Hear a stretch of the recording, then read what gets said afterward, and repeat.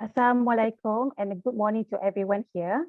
Firstly, I would like to say thank you to Fakulti Perubatan UKM for inviting me to be the moderator for today's CPC. My name is Dr. Aireen Zamhot. I am an emergency physician from Emergency Department.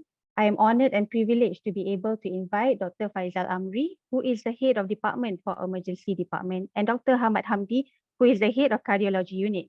Our case presentation will be presented by our emergency medicine trainee, Dr. Faizal Aris, who is in his third year master program. Welcome to our CPC today. A little bit of background on our speakers. Dr. Faizal Amri, who is currently our clinical academician in the field of emergency medicine. He has been in the practice for 26 years. His major field of interest are clinical electrocardiography and point of care ultrasound.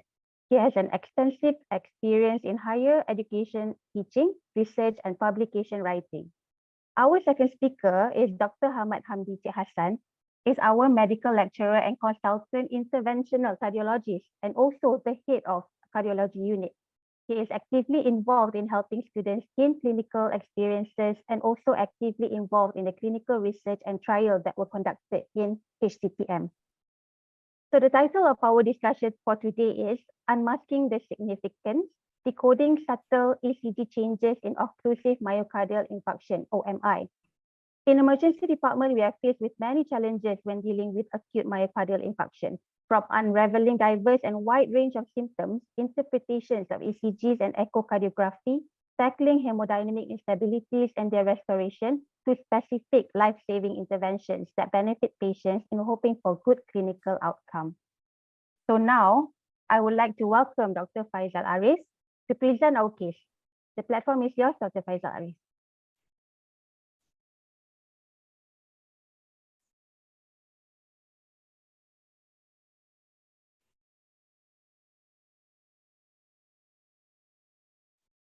Hey, good morning. Today I present the case of unmasking the significance, decoding subtle ECG changes in occlusive myocardial infarction, OMI. This patient is patient S, 48 years old, Malay gentleman, underlying hypertension and diabetes mellitus. He presented to us on 29th July 2023. He presented to us in yellow zone initially, presented with central chest pain since 1 a.m. Severe enough to wake him up from sleep. He described it as waking in nature, radiating to the left hand. There was no relieving factors.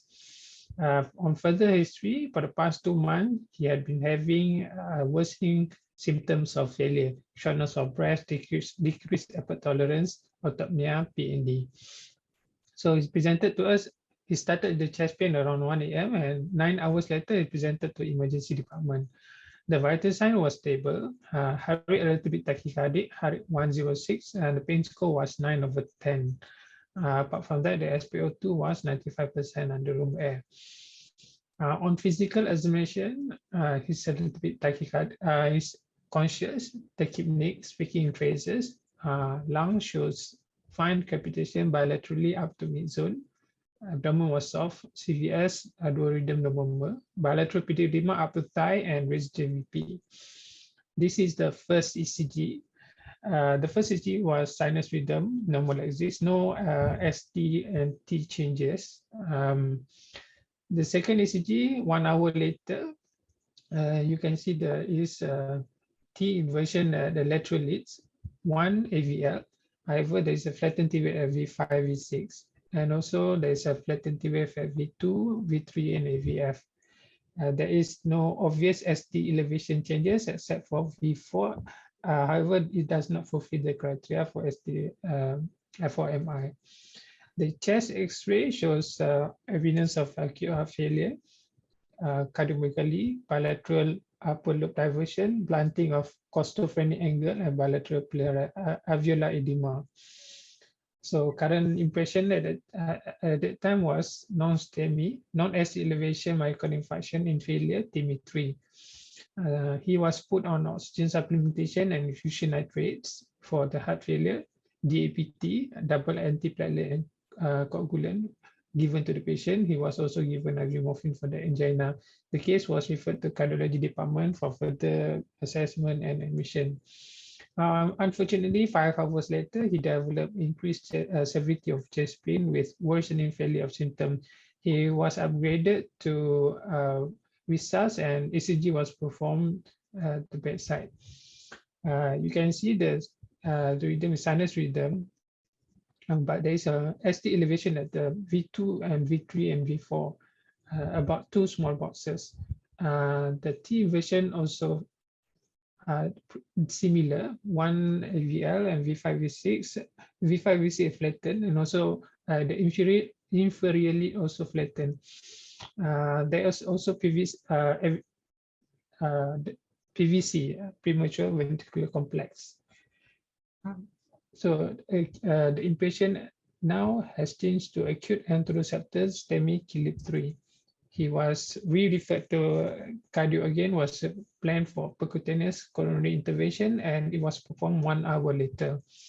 The PCI finding shows LAD, osteoproximal type stenosis with lots of thrombus inside, diffuse mid to distal disease with TIMI2 flow, left circumflex, mild diffuse disease, and right coronary artery mid 50% stenosis.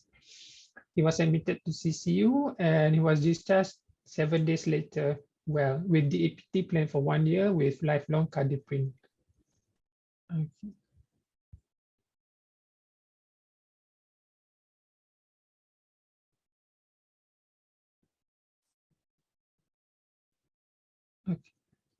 Okay, thank you, Dr. Faisal Aris. Now we know about the case. I would like to invite Dr. Faisal Amri, who will share with us some insights on the ECG surrounding the case, and also share with us some knowledge regarding the subtle changes on ECG in occlusive myocardial infarction. Dr. Faisal, the platform is yours.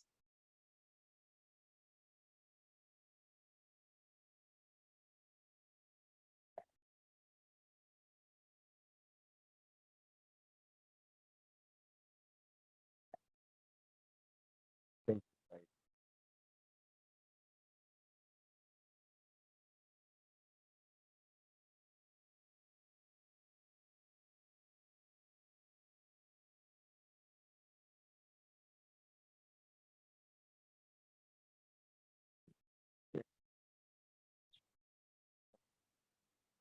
Yeah.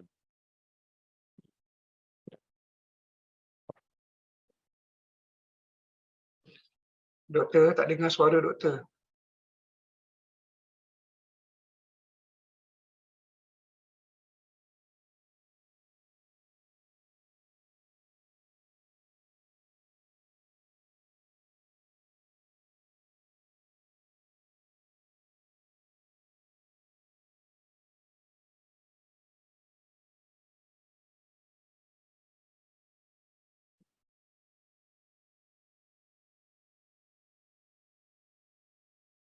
In, uh,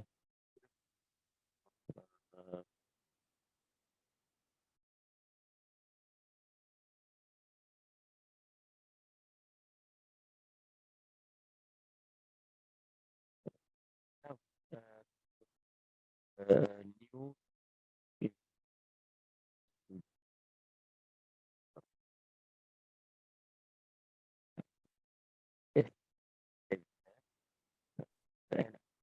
Doktor, langsung tak dengar suara doktor. Tak dengar langsung suara.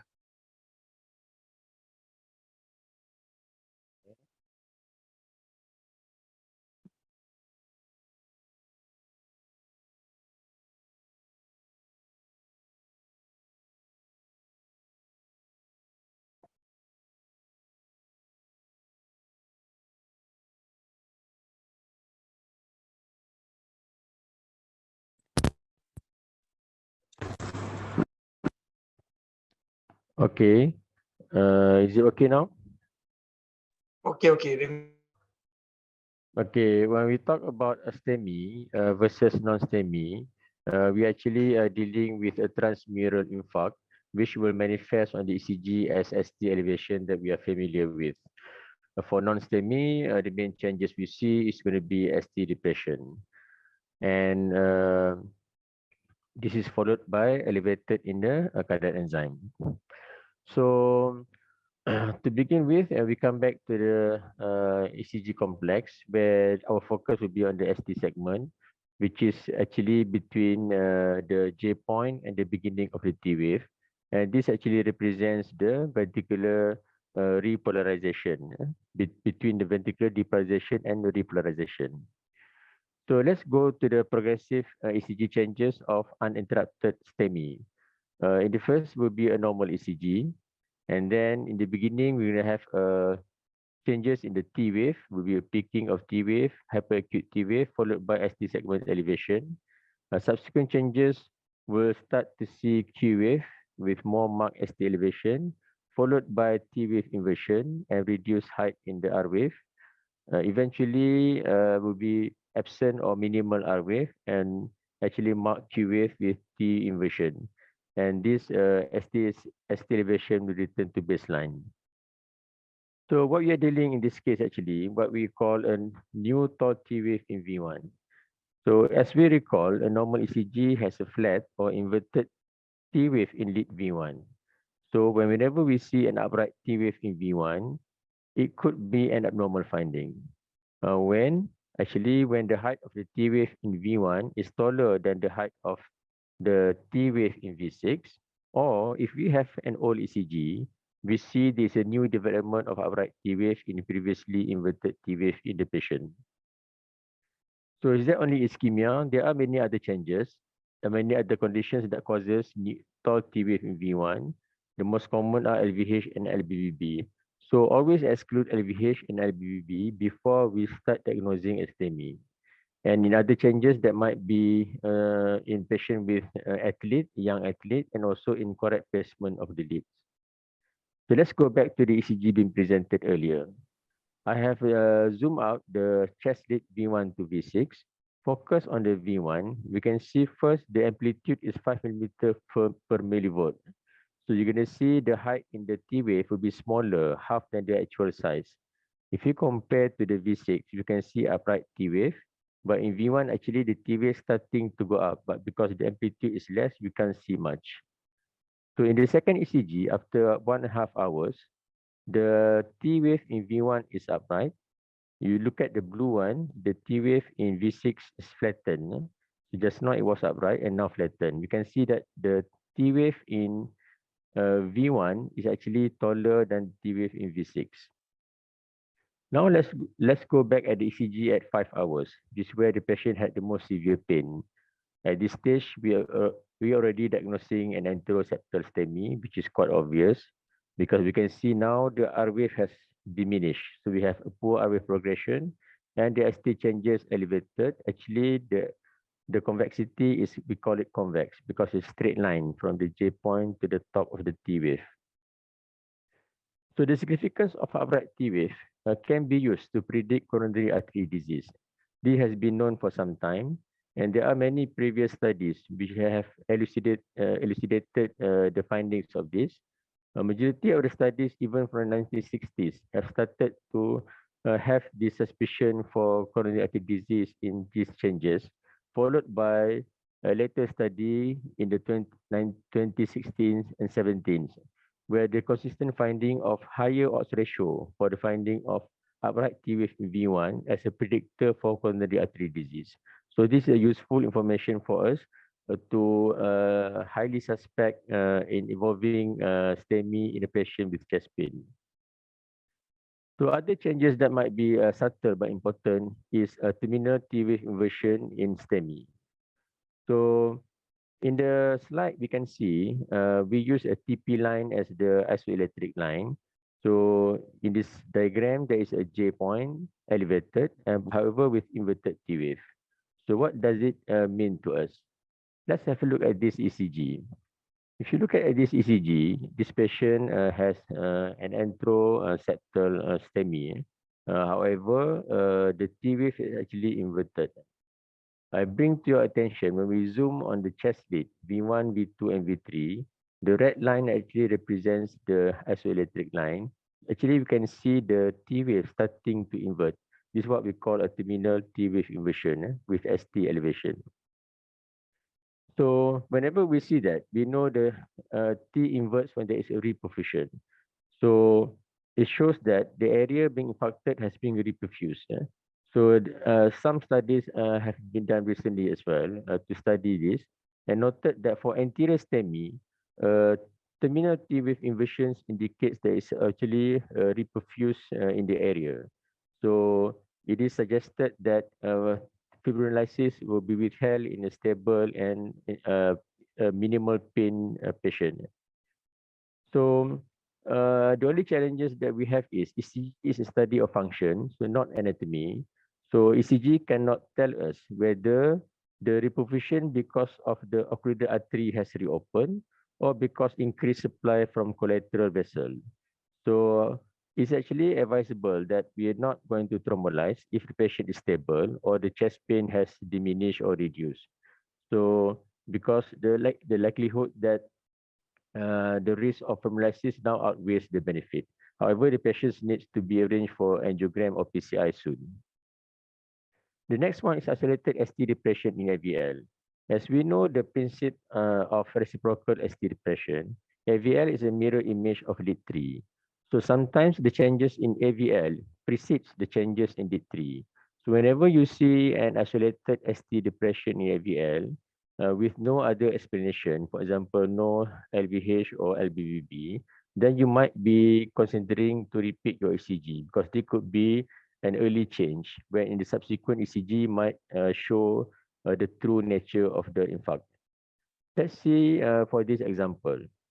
In this ECG, it looks quite an innocent ECG, except that if you focus on AVL, you notice that there is a T wave inversion, indeed AVL.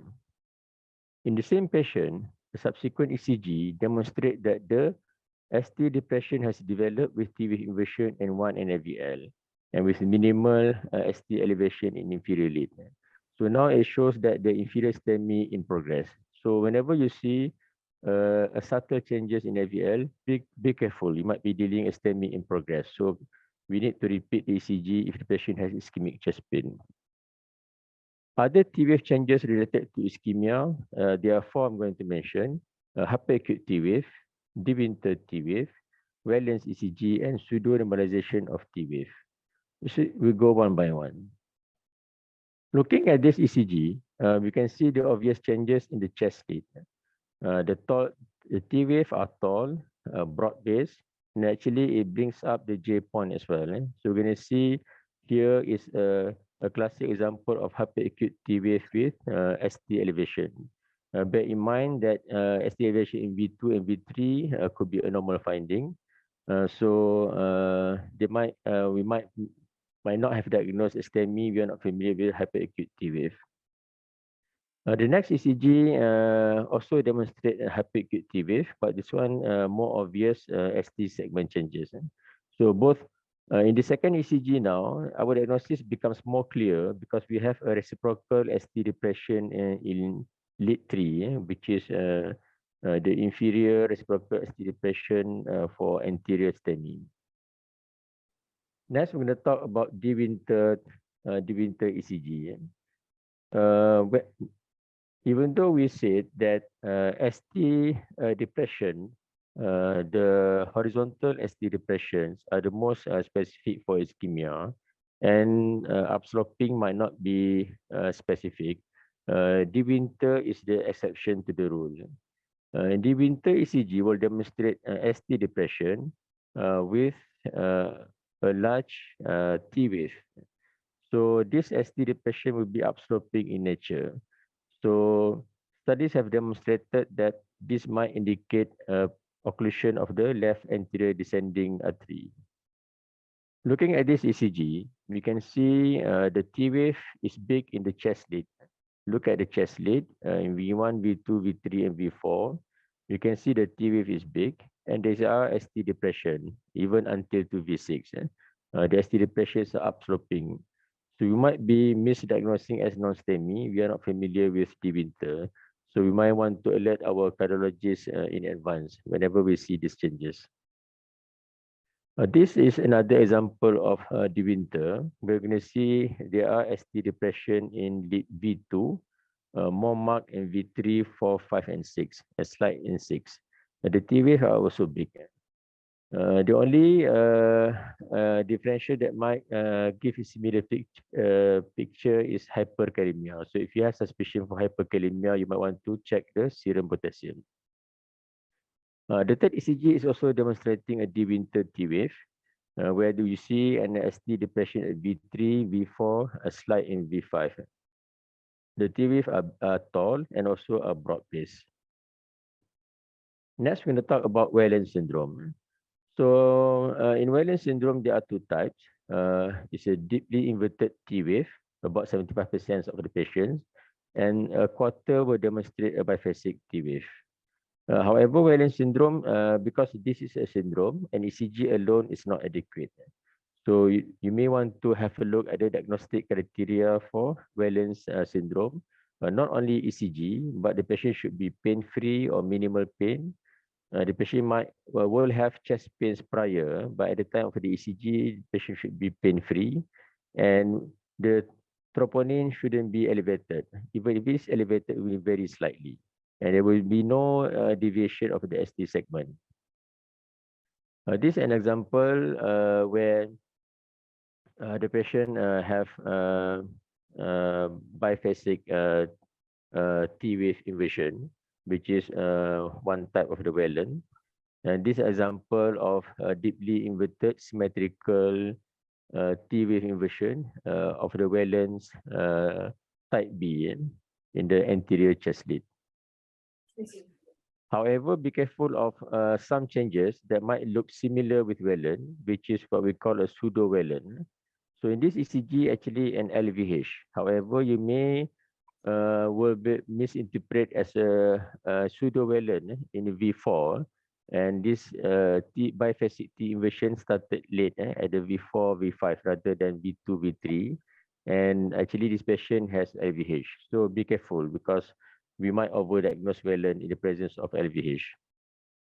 Another one is in Whelan's ECG, the T wave inversion should be in the latter part of the T wave. If the T inversion occurs earlier, then think of hypokalemia. So this is an example of hypokalemia ECG that people might misinterpret as Whelan, because a pseudo Whelan. Okay, let's go back to the changes in T wave.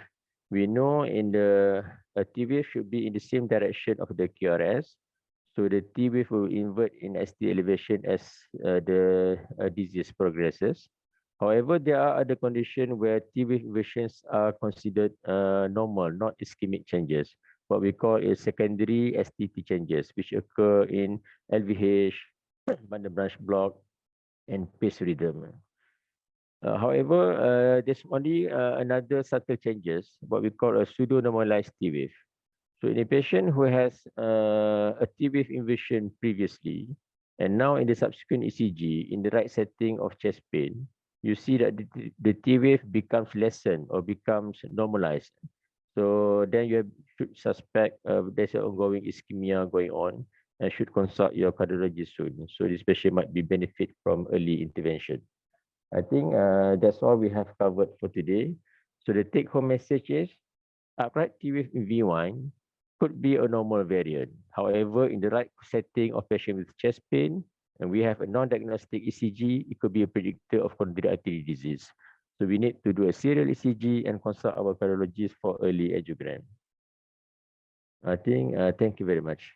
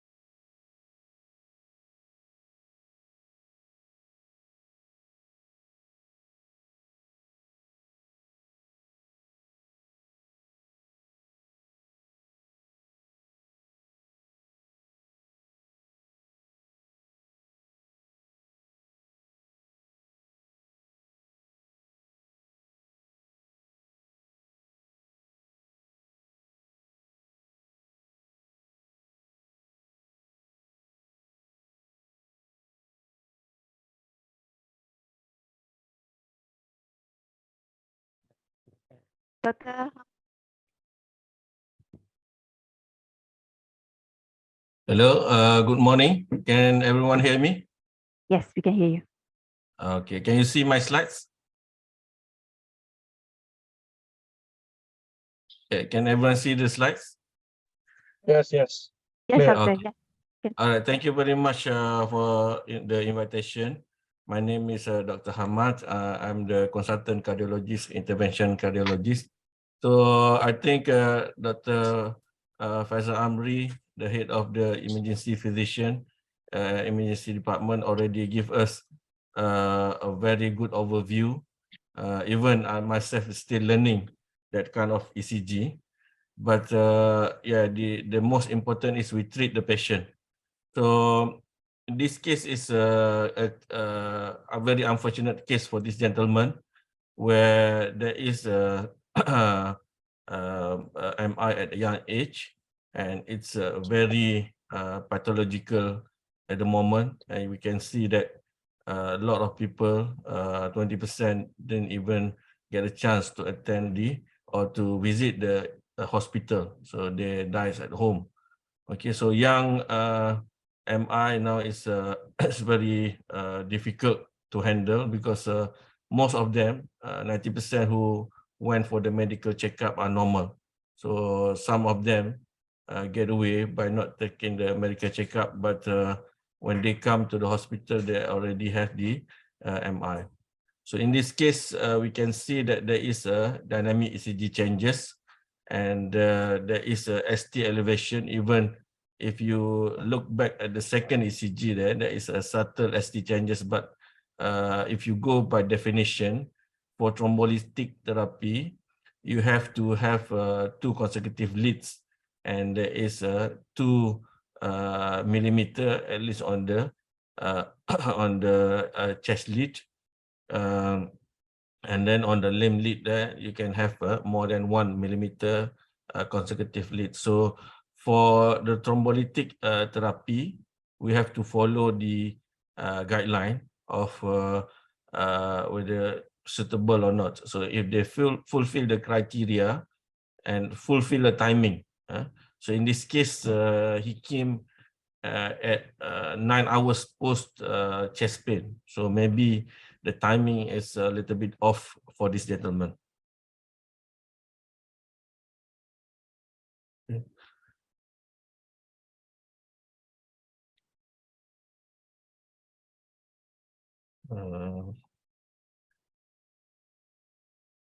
Sorry, my slides not moving. I'm not sure how. Hold on a second.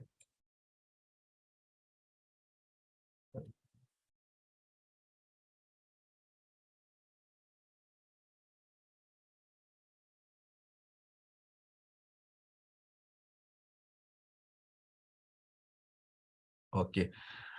So we look at the guideline. So the most of the guideline that we used for the guide us in cardiology is the ESC itself. So when the patient came to the ED with ACS, so abnormal ECG, there is a clinical context of it, if the patient is stable or not, and then we think whether we want to do, first of all, if there is a STEMI, it's a primary PCI. So if not available, then we go for the fibrinolytic therapy. Okay. So after that, you look at the patient, and the patient need to be on the dual antiplatelet. The most important is the cardiprine or aspirin. And then we have to choose for the P2Y12. I think this one need another discussion, whether you want to give stick with the Plavix, or you want to give a newer form of the P2Y12 inhibitor. In this case, that we are talking about the ticagrelor or Brilinta. Okay, so if the patient not on the STEMI, so you have to put the patient on the anticoagulant. Anticoagulant, it's either low molecular weight heparin, and then fondaparinux or unfractionated heparin. So you can choose. So after that, you look at the risk of the patient, then then you act accordingly. Okay. So as I said, 20% of the patient didn't get a chance, and some of them, when they arrive in the ED, they already has the cardiac arrest. Some of them in the cardiogenic shock. Persistent chest pain also common, and it depends on the ECG itself. So if ST elevation, as I mentioned, we need to revascularize this, and we go for the most important thing is the primary PCI. Okay, so if we have the timing is good, all right. So for the primary PCI, so if the patient came in within the 3 hours, so you can choose between the primary PCI. So the word primary is important because if you answer the question in the exam, the keyword is the primary. So if the primary meaning that you don't give any revascularized form except you bring to the lab and mechanically you open the blockage. That's what the primary PCI mean. All right, and then of course what call it fibrinolytic therapy. So which is the thrombolytic therapy. So in this case, whatever you have in at your disposal is either streptokinase, altiplase, or metalase. So any form of this will help the patient to open up the thrombotic event or the thrombus inside the coronary artery that cause the total blockage of the coronary. In this case, it translated into the ST elevation MI. So regarding the timing, as I mentioned earlier, if we can achieve within 60 hours to cross the wire, then we advise the patient to go to the primary PCI. Okay. So other than this timing, meaning that if the patient came in more than 12 hours of the presentation, all right. So recommended is for primary PCI. So if the patient unstable, so we call it a rescue PCI. Okay. So if we can't, we try to do the primary PCI, but we think that within 1.5 hours or 90 minutes, we cannot achieve the wiring or ballooning or crossing the lesion, then better for us to thrombolize first. So the most timing is the 120 minutes, meaning 2 hours. So if you want to transfer or anything for the intervention, in this case a primary PCI, get your timing right. Okay. If it is, you think that more than 120 minutes, then it's better for you to thrombolize the patient first. Okay. So if the patient on your doorstep already, like in this case, so if there is a changes like hemodynamically become unstable, cardiogenic shock, and then ongoing or worsening of the chest pain itself, or develop acute heart failure, or there is a VT-VF at the presentation, or there is some mechanical complication, acute failure, and there is a recurrent ECG changes, suggestive of ischemia. So in this case, you can see the first ECG, there is quite subtle changes, and the second one, very minimum ST elevation with losing of the R wave, and then the third ECG, there is a Q wave with ST elevation. So big patient are in the very high risk category, and they have to be taken them to the lab for the revascularization. Okay. So regarding the antiplatelet, or as I mentioned earlier, so if the patient came, then of course we put the patient on the APT. So the morning of MONAP, morphine, oxygen, nitrate, cardiprine or aspirin, and Plavix. Plavix there, you can choose the newer form, which is the ticagrelor. So the use of the prasugrel is not available anymore. So I think all the cardiology world already forget this very strong antiplatelet prasugrel due to the bleeding issues. For cangrelor, we don't have here. This is IV form of the P2Y12 injection, and there is additional, which is I will mention in the angiogram later on, the uses of the tirofiban. If we are learning in our medical school before, there is a molecule called abscessimab. So that molecule, which is the similar thing, GP to be glycoprotein inhibitor to be 3A inhibitor. So that one is not available anymore due to the problem with the producing the antibody to produce this molecule. So this one, the tirofiban, will be given in conjunction with the P2Y12 and also the cardiprine to lyse, to help dealing with the well-organized thrombus inside the coronary. I will mention it later on. So the rest of the antiplatelet and antithrombotic is highlighted here. So regarding the DOAC, we don't do much yet into the our acute setting. In this case, acute MI. So in this case, there is a dynamic ECG changes, and the patient has the ongoing chest pain. So what we do is we do the angiogram. So in this case, we use the femoral approach because patient, we're predicting that patient unstable, so better to do femoral approach, and at the end we can insert the IABP. So in this case, this is the spider view, or we see from the apex.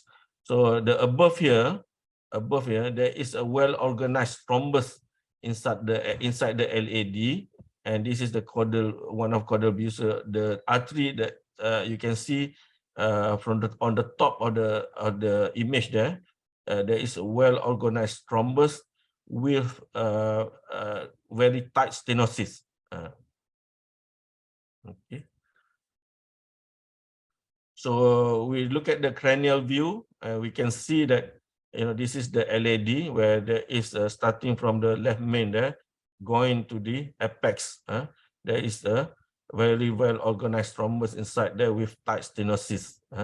And then we do the right coronary artery. There is a moderate stenosis at the mid area here, and you can see that there is some collateral to the LAD here. So that means that this patient has already developed a collateral, and he might have the stenosis there for a long time. So he didn't even check himself. Maybe if he did the stress test or CT scan, we can discover that early.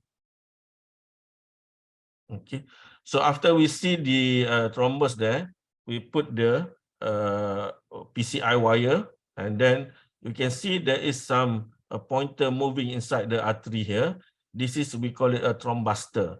So before we give a thrombuster here, we inject the intracoronary, the molecule called tirofiban, GP2B3A inhibitor, to lyse a little bit, soften a little bit the thrombus inside there, and we do a suction. Unfortunately, today I didn't have a chance to get the picture of the thrombus, so we can see sometimes like a worm well sucked from the LAD coronary, where after the thrombuster, you can see a slight improvement of the flow.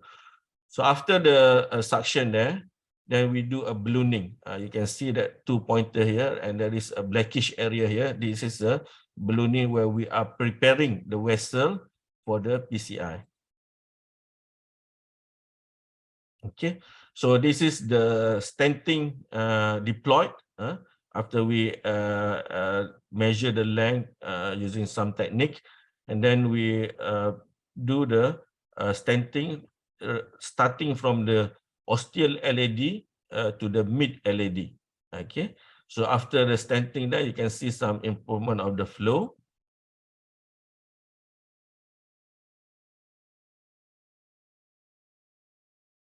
Okay, so this is the image after the stenting was deployed. You can still argue that some stenosis still remain at the mid area here, but for the primary PCI or urgent PCI, what we aim is to establish the flow first. Okay, this one we can come back and do the PCI later. So and sometimes this area, after you stenting, there is a spasm, a spasmodic effect of the stenting at the proximal part. So they can have, they can look like a stenosis. But as long as we get a good flow, then we accept the result. And then if there is a symptoms later on, after the antiplatelet cover, anticoagulant cover, should be we manage clinically first. Okay, so in this case, you can see, as I said, there is some stenosis mid area here, but the flow to the apex here is good, so we accept the result. Okay.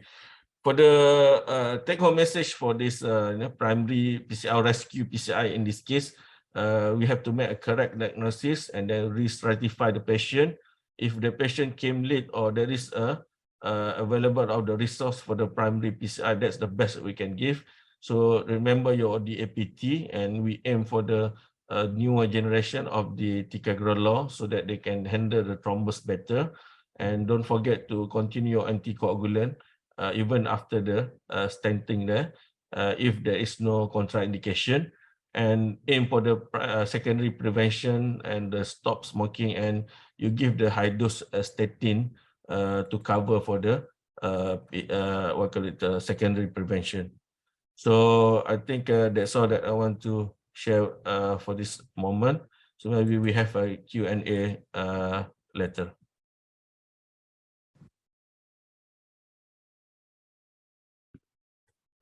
Okay, thank you so much, Dr. Hamat Hamdi. Okay, so now we have heard from both of the lecturers. Indeed, a very interesting and informative topic into this discussion. So now it's time for questions from the audience. Is there any questions that you would like to ask? Okay, from the chat box, I can see that there is one question to Dr. Faizal. Do we consider fibrinolysis in the winter?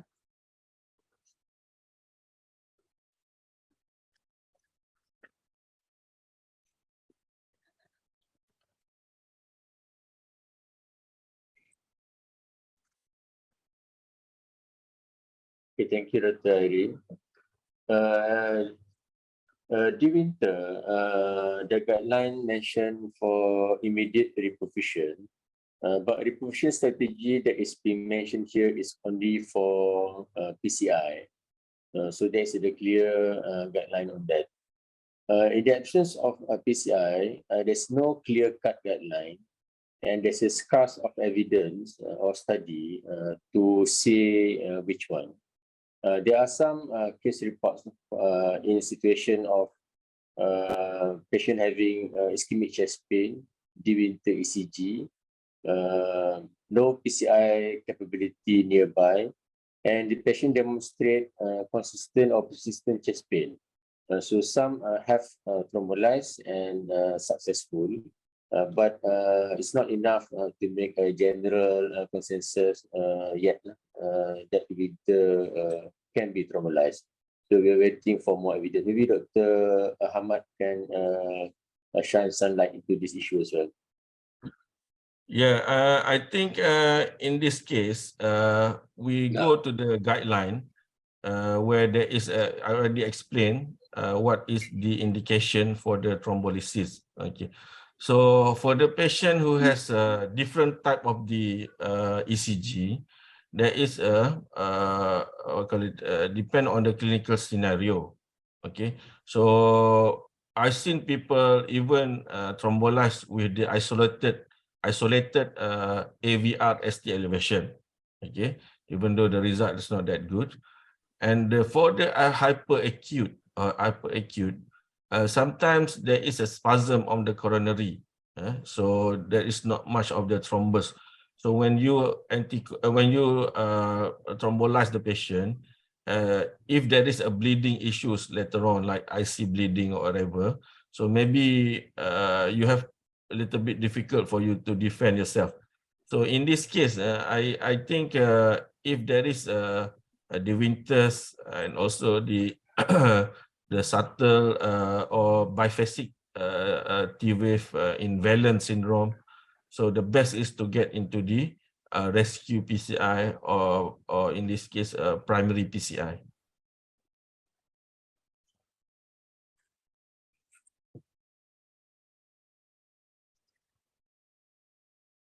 Okay, thank you, Dr. Hamat. We have another interesting question as well.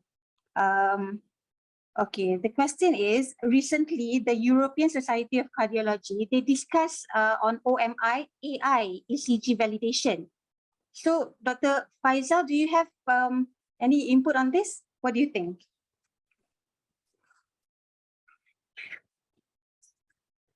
Okay, thank you for the questions.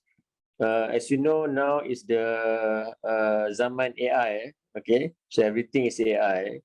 Actually, there's a validated study on STEMI AI algorithm and also a validated pericarditis AI algorithm. However, the findings also note that the AI algorithm have overdiagnosed STEMI using the algorithm. So what we know so far, it's advisable to use both AI pericarditis and AI STEMI together. So the conclusion for clinician using AI, if the AI STEMI diagnose a STEMI and AI pericarditis has not diagnosed pericarditis, then you can diagnose it as a STEMI. If the AI STEMI has not diagnosed a STEMI and AI pericarditis has diagnosed a pericarditis, then the patient should be managed as pericarditis. However, if both AI have diagnosed both STEMI and pericarditis, then it's advisable to adopt the STEMI diagnosis. So that is so far. So we can actually wait for further study. I'm sure there'll be many ongoing to further validify the most recent AI algorithm for STEMI and pericarditis. I hope I've answered that. Maybe Dr. Hamat wants to add some more points. Yeah, I think there is a quite different ST morphology in pericarditis. Usually it's a U shape, and there is a R wave. You rarely see a Q wave in the pericarditis. So, and of course, there are the changes that you can see on the textbook there. So I think sometimes you have to be brief if you have the ECG at once. So the advantage of us in the ED or in the cardio, we can repeat the ECG. So if you repeat the ECG in 30 minutes, and if there is no dynamic changes, it's most likely to go into the pericarditis because it's stay there for longer. For STEMI, usually you will lose the R wave. The R wave start to become lower and lower and transform into the Q wave. So and then the ST changes there. It slowly to go to the T inversion. So there is dynamic changes on the ECG for the STEMI, and of course there is a chest pain, and the patient quite unstable in the STEMI group. So clinically, as I mentioned in my last slide there, we have to look at the clinical scenario. So if there is a changes, then we have to do. So we have a case last week where there is a ST elevation a U-type, U-shaped ST elevation with 2 up until with 6, until with 6, that is 1 and LVL, and also at the inferior lid. So we rush into the primary PCI. I think the decision is okay. So when we do the angiogram, there is a normal angiogram. So I didn't get the slide today, but there is a beauty of the primary PCI. So you save the patient from thrombolysis, you save the patient from unnecessary anticoagulant. So you have to treat the pericarditis in the different way and confidently. Okay, thank you, Dr. Faizal Amri, Dr. Hamat. Actually, there's another question that I received lah. Maybe we can talk about this as well. Regarding the case that we have discussed, the ECG changes was the new tall tented T wave at V1. So is this a criteria for PCI if patient comes in with chest pain? Dr. Hamat, Yeah, do you the tall have some light tented into T this? wave hyperacute. So we do the primary PCI in the hyperacute T wave. In this case, it's quite subtle. I think it's hard to measure because we go retrospectively. Of course, I can say that I know it earlier, but if it was presented to us at the live, maybe some of us also missing that one. So you can see there is a hyperacute type of the T there. But as with the chest pain, hyperacute, even the subtle ST changes the rest of the area. Then primary PCI, if clinically indicated, then we bring patient to the lab.